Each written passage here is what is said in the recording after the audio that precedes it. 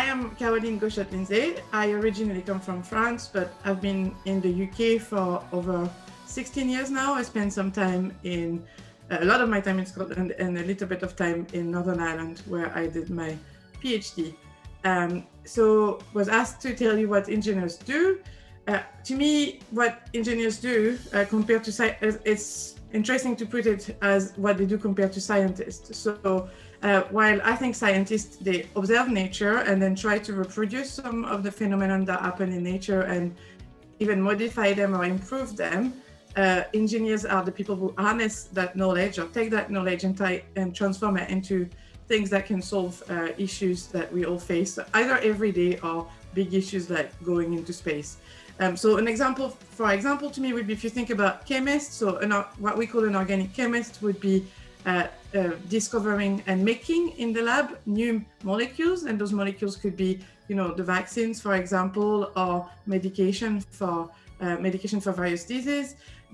But what the chemical engineer does is that takes that formula that has been developed in a lab, first of all, make it possible to produce that same molecule at really big scale, so everybody has access to the medication, and then put it in a pill, so that you have other things that are added, and then it's compressed together so that it looks a pill, or it's in a wee capsule. All this is that's designed by the engineer. So that, to me, that's the difference between what a scientist and an engineer do. And I think that's where I see how engineers improve life. So I think everybody interested in science, interested in technology, will have developed an interest in improving people's lives or improving some situation, the climate emergency, or I think that's something that motivates a lot of people who do science and engineering, but engineers in particular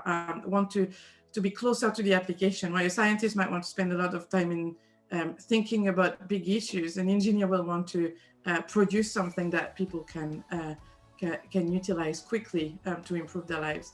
So that brings me to the type of engineering I do. So I'm an environmental engineer.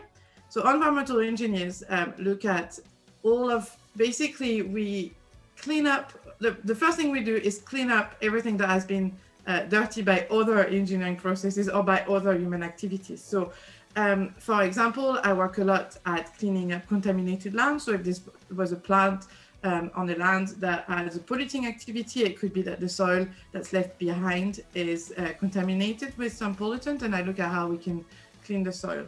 But other thing I look at as well is wastewater. So once you flush your toilet, once the water goes away from the shower or the sink in the kitchen, it goes to a wastewater treatment plant. And here we have to make it clean before we can release it into the environment again, so that it doesn't pollute the environment when we release it. And actually, an environmental engineer also look at drinking water. So we'll take that's the kind of opposite process. We'll take the water from the environment, and in the environment it might be contaminated with all sorts of things, but particularly bugs that come from sheep, for example, or from cows.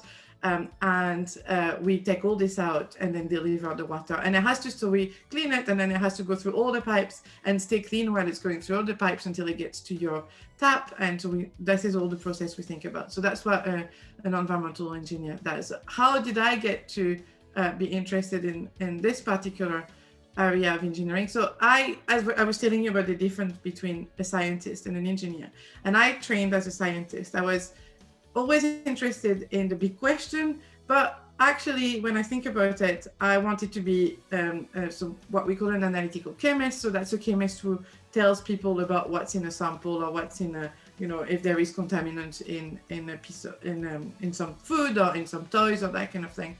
And I was already very close to application. So I think I always had this idea that I wanted to do things that would have direct impact on people's life, was very close to, for a long time, I wanted to be a forensic scientist, so things that had direct impact on society. And so in that sense, that's what got me into, when I started looking at other applications, that's what got me interested in engineering. And my area is really, really important because there's a lot of people in the world who don't have access to clean water. And for those people, we need to think about ways of getting them clean water so that they improve their health. A lot in many countries, it's the girls, the little girls will go and get the water from many kilometers away and come back with the water from a well or from a river. And while they do this, they're not going to school. So that's really important to me too, that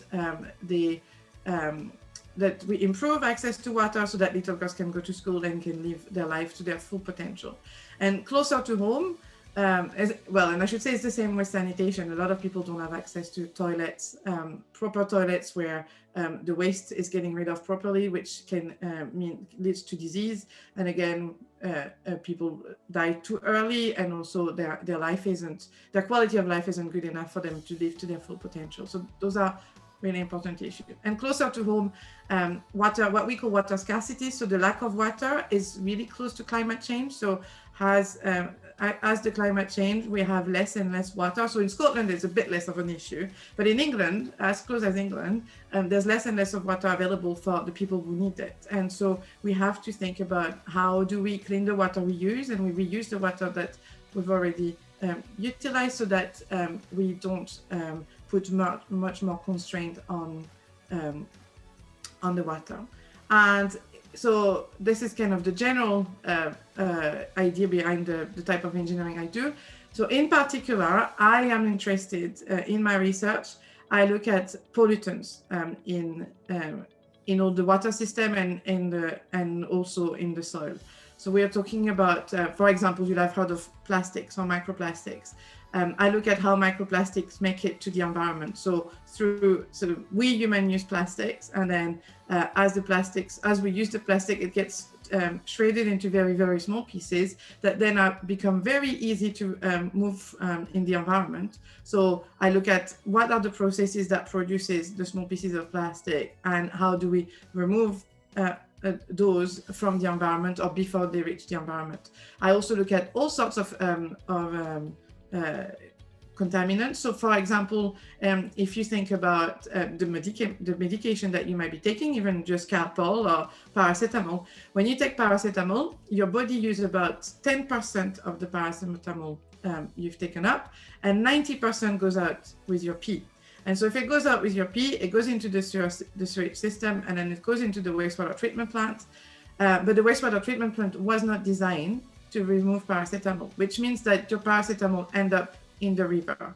And in the river, it meets fish, it meets other animals, and those animals are not really, don't really have what it takes to cope with that kind of medication, with that kind of molecules. So I look at how we can make sure that while the pharmaceuticals, the medication might make it into the wastewater treatment plant, how do we make the wastewater treatment plant efficient to remove those molecules?